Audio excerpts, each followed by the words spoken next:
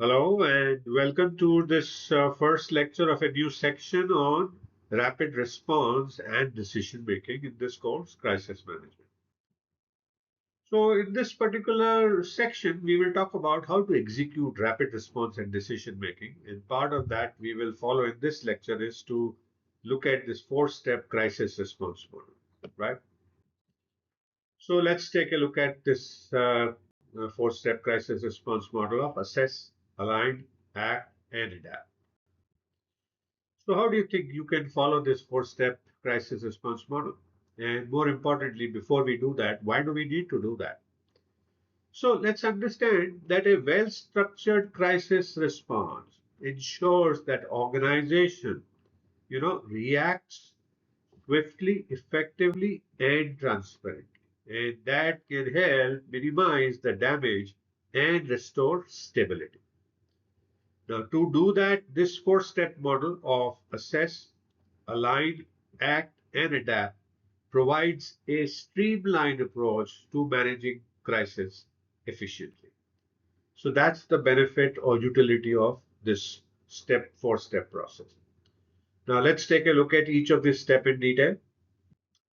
So first step is to assess, where you gather facts, verify details, and define the crisis scale. And there you basically understand the crisis situation thoroughly before you take action. Because jumping to conclusions or reacting impulsively can worsen the crisis. So while you need to act with speed, you also need to act thoughtfully. Now, what are the things that you need to do to assess? Is first is to identify the source of the crisis. And there, what you need to do is to ask a few questions like what triggered the crisis, right? Internal and external causes you need to identify. Is it operational, financial, reputational, legal, or safety issue? What is the issue? And categorize that. So identify the source of the crisis. Then you need to verify the facts. And there you need to avoid speculation and misinformation by focusing on facts and cross-check details with internal teams and external sources. So verify the facts is the second step in assessing. Third step is to assess the crisis scale and impact. And there you need to again ask few questions like who is affected in terms of customers, employees, investors, regulation. How severe is the situation? Is it minor, moderate, critical? And define on the basis of the risk metrics that you would have seen earlier. And how fast is the issue spreading? Is it local, national, global? Where is the limit of this going through? So that's what you need to assess in terms of scale and impact.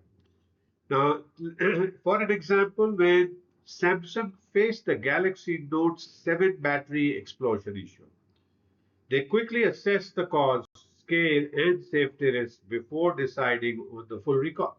So they went through that process. So assessing is important. Second step is to align where you activate crisis team, develop an action plan and messaging. While you have a prepared action plan, but you need to uh, look at that and review that.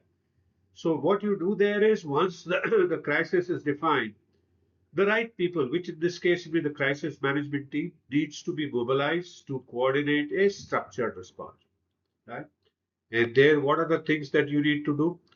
First is to activate the crisis response team, as we were talking about. Assemble key decision makers like executives, PR, legal, operations, IT, HR. Then assign specific roles and responsibilities. And that you need to do very quickly. Then develop a crisis action plan where you define immediate next steps and response timelines. Then prioritize stakeholder engagement in terms of customers, employees, investors, media, and regulators. Then you need to align on key messages and tone within the team, right? And there we need to ask questions like, and get them answered is what do we need to communicate in terms of facts, empathy, and accountability? What platform should we use? Social media, press release, internal memos, etc., etc. Who will be the official spokesperson? And these are the questions that you need to ask in alignment state. For example, Johnson& and Johnson in 1982 Tylenol crisis quickly aligned the leadership, withdrew products from shelf, and communicated a clear public safety message. So that's what you need to do in align phase. Third phase is to act, where you communicate proactively, resolve issues, and adapt. Because speed and transparency are crucial. Silence or a defensive stance leads to speculation, panic, and reputational damage for you as a company. Now, what actions do you need to do? First is to take immediate action, right? You need to contain the crisis. Is it a product recall? Yeah, are there security patches that you need to put? Do you need to take any legal action? Then provide the affected stakeholders with clear guidelines and support. So if it is customers who are affected, you need to give them the clear guidance. The second thing is to communicate proactively and repeatedly, in addition to being proactively, issue timely updates. Even if all details are not available, be honest, transparent, and solution focused in your communication and correct misinformation quickly and swiftly. The third thing you need to do in the phase of acting is to monitor public perceptions and adjust strategy, also public reactions. And to do that, you need to track social media, news, and customer feedback, engage with influencers, regulators, and media to maintain credibility. And that's what you need to do in the act phase. Now, as an example, for example, how did this was done? In BNB in COVID-19 crisis in 2020, they acted quickly, ordering full refunds to guests and financial support to hosts, showing empathy and responsibility, and that helped build the brand further, right?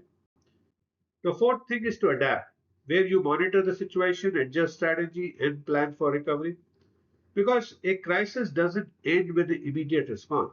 You, as an organization, must review lessons, improve resilience, and prevent recurrence of this.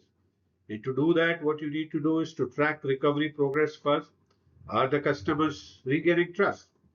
Are employees and stakeholders reassured? So these are the questions that can help you track the recovery progress. Then you adjust your strategy based on your insights, based on the responses. Identify gaps in the crisis response and update internal policy and crisis communication plan accordingly. And finally, you come to long-term crisis preparedness build-up, in which you conduct post-crisis evaluation and team debriefs and implement better risk monitoring tools and training. Now, Starbucks in 2018, when they had this racial bias incident, adapted by closing 8,000 stores for racial bias training and refining its customer policies to prevent future crises. So you need to adapt this to the situation. So what are the final takeaways? So 4 steps in assess, you need to gather facts, verify accuracy, and define crisis severity. In align phase, you need to mobilize the crisis team, craft a action plan, and align messaging. In act phase, you need to communicate proactively, resolve issues, and adapt in real time. In adapt phase, you need to monitor progress, adjust strategies, and strengthen future preparedness. So those are the things that we can take away. So what do we do next? So we will look at another part of rapid response and decision making execution of using a golden hour rule in the next lecture. So thank you so much for watching this first lecture on rapid response and decision making. I hope you continuing to learn new things, continuing to enjoy, and I do look forward to see you again in the next lecture. Please feel free to message me if you have any questions. I'll be happy to answer your questions, and do download the PDF file to take a look at anything that you need to.